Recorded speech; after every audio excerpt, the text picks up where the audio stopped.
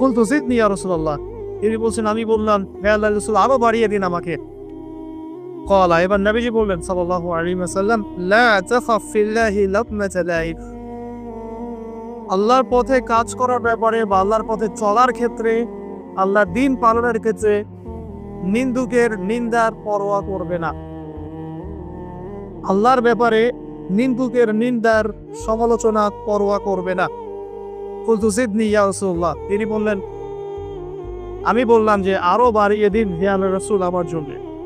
নবী করিম সাল্লাল্লাহু আলাইহি ওয়াসাল্লাম বললেন, ক্বাল লিয়াহজুসকা আনিন নাস মা তা'লামু মিন নাফসিকি, যখন মানুষের ব্যাপারে তোমার নেগেটিভ কোনো মন্তব্য করতে হয় বা কারো ব্যাপারে যদি নিন্দা করতে চাও, এরকম ইচ্ছা জাগে মনের মধ্যে, তাহলে আগে চিন্তা করবে যে এই দোষটা তোমার মধ্যে আছে কিনা।